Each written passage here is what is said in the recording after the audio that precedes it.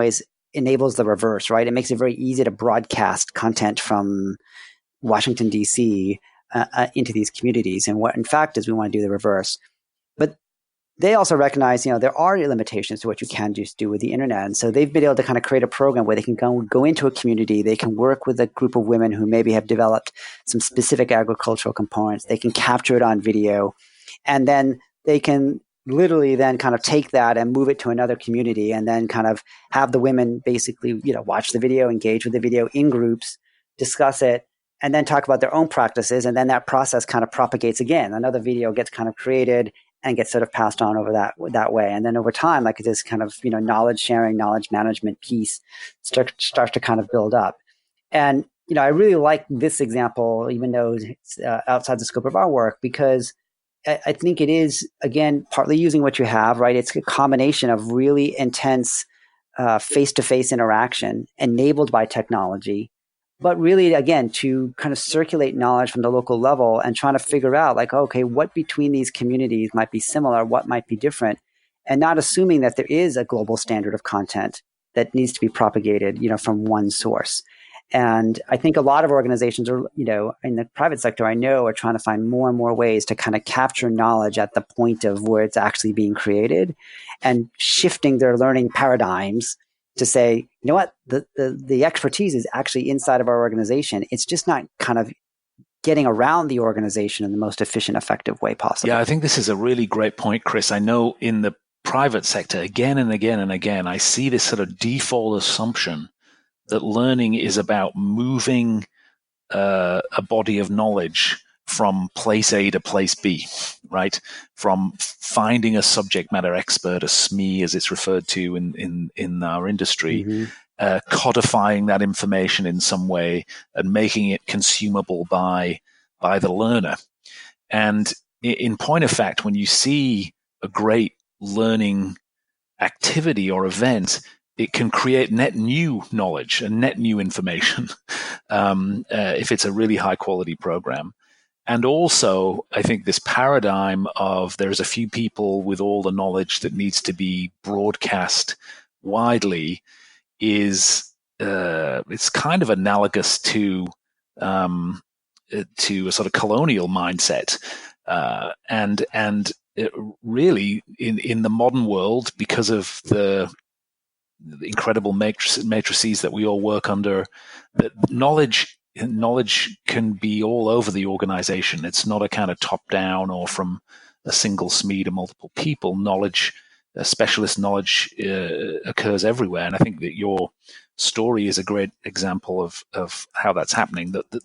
I'm sure the farmers sitting down to watch the video are sort of contributing to the conversation as well, not just kind of passively assuming knowledge from somewhere else. Yeah, and I think the model supports, and what I love about it is it overcomes, some of the barriers that we know exist sometimes with very passive online learning, right? And so, someone could have said, "Oh, let's create these videos, and then we'll just sort of ship these videos, some way, somehow to people," right? But as you say, like the new net knowledge is what's created when people sit together around that video and then talk about it. Right. And there's something that's happening there. And I used to wrestle with this at eCornell too, because, we did a lot of cohort-based learning. I know you're a big fan of that too. And I always felt that I know that in those cohorts, in those discussion communities, new knowledge is being created. And I've always been frustrated that the platforms are not well adapted to capturing that and then somehow replicating that into another cohort or doing something with that. And at some point, when I'm done doing this, I'll figure out how to solve that problem. Yeah, that's an interesting challenge for us. And some people are doing good work around that. You'd mentioned to me, Chris, that you had to learn to appreciate certain things as you moved, from the private sector into this world of aid and development. Was there a period of adjustment for you? Can you elaborate on that comment? Yeah, I think it's fair to say there's still a period of adjustment. I feel like I'm still learning every day. And I don't say that facetiously. I think there's a lot to learn. That's good. This is not a uniform sector by any stretch of the imagination. There are a lot of things going on in it. Yep. And sometimes it gets painted with a broad brush from the private sector. I'll talk about three things, I think. Again, three things. the first is how important in this sector collaboration and consensus building really is. Mm. Um, a lot of these organizations don't even in the private sector where we think we've got collaborative processes, right? There's still a pretty strong sense, especially in organizations that have a pretty strong CEO, that leadership, that's the job of leadership. Leadership comes from the top, and a lot of work in this sector is done by bringing voices together, and it just takes time. And you have to give it that space and give it that time. And especially in the work that Humentum does, because we've tried to bring diverse actors around a table and collaborate on projects, Mm-hmm. you have to kind of create a space for that, right? You have to manage it, but you have to kind of create a space for it. And so that value of consensus building is really important. And it affects learning as well, right? Because as you were saying a minute ago, right, sometimes there isn't always that one SME. So, how do you develop a project? I've been working with about 9 or 10 other collaborators on a course that's going to go live in a couple of weeks. And it took a long process of getting, a number of experts around the table to agree on what's the body of knowledge that we can include in here that we're all going to buy into and believe. Mm. The second is the relationship, I would say, with technology and digital. Overall, I found this sector to be lagging behind the private sector in terms of its adoption generally of digital tools, and especially in the learning context. And I would say that is still true today. And there are two aspects of that. There's that the nonprofits are struggling in their own right, just with their own digital transformation and how to become digital as organizations. And then in certain contexts, like, we're working on this project for 2 years in sub-Saharan Africa related to increasing the capacity for financial inclusion amongst the poorest people in sub-Saharan Africa and the financial service providers who support those people. And, at first, in kind of engaging with that project, I was really surprised to find that sort of in many ways the attitudes of those employers about digital learning, were where our clients were at eCornell in 2001 and 2002, right? And part of it is because the sector, the industry, the e-learning industry has sold really bad one-dimensional e-learning products across the continent. And so a lot of people have had a really bad first experience.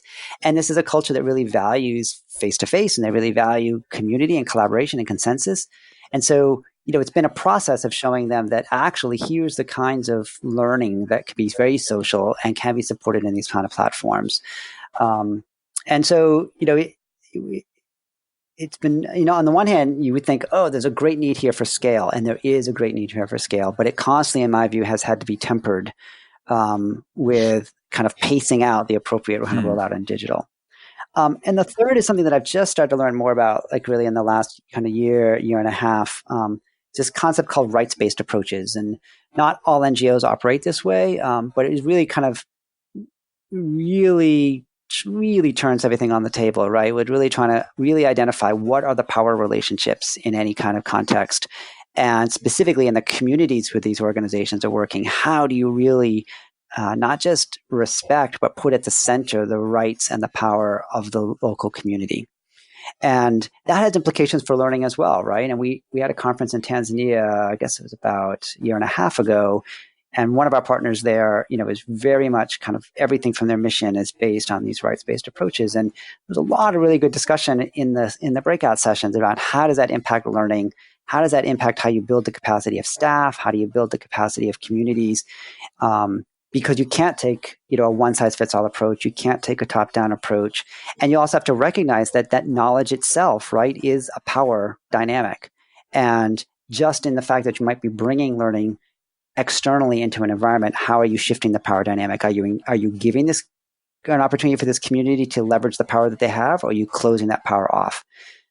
Those are the kind of conversations that probably don't happen in most cases in the private sector when you're sitting down to develop a learning program. And so, I've tried. I'm in the process of constantly trying to kind of catch up on that. Yeah, no, it's interesting, and I do think it's becoming an issue. There's a lot of Julian Stodd's doing some interesting work around around social learning and how how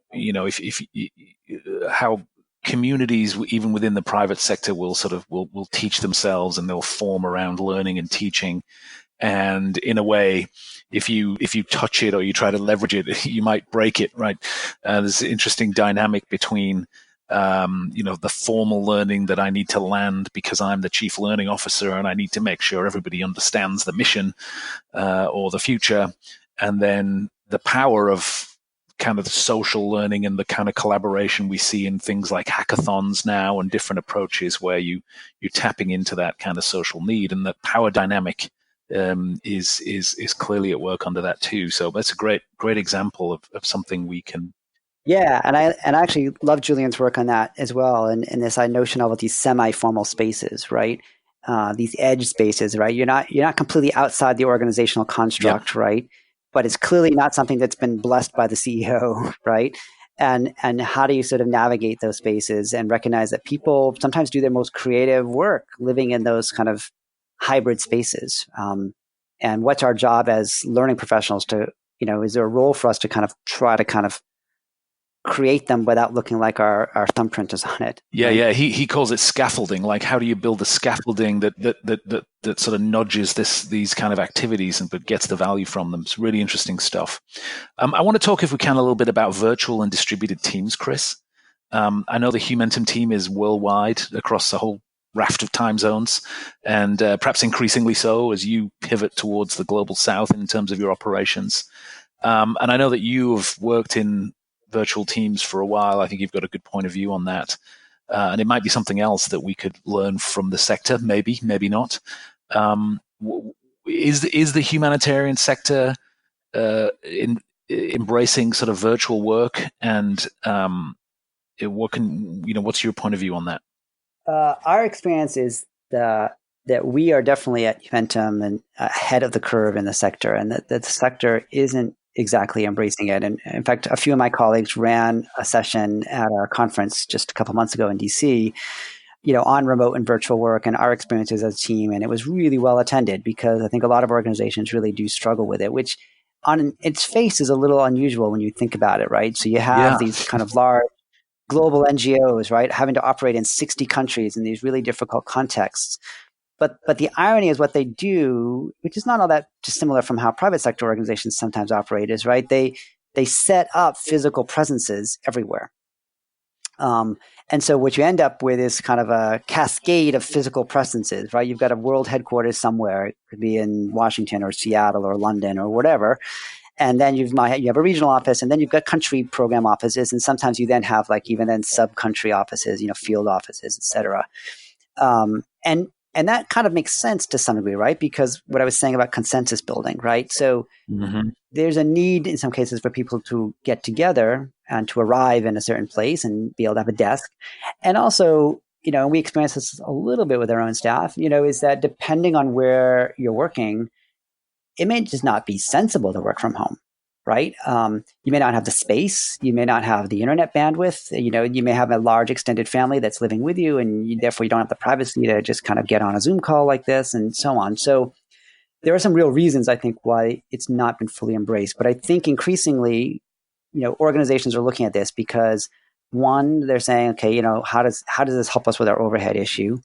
Two, which is the issue that we looked at it from a Humentum point of view, is like, look, we want to be more global, and the demand for our services, I would say the best way to describe it is that except for a couple of hubs, it's pretty thinly distributed, right, across lots of places, right?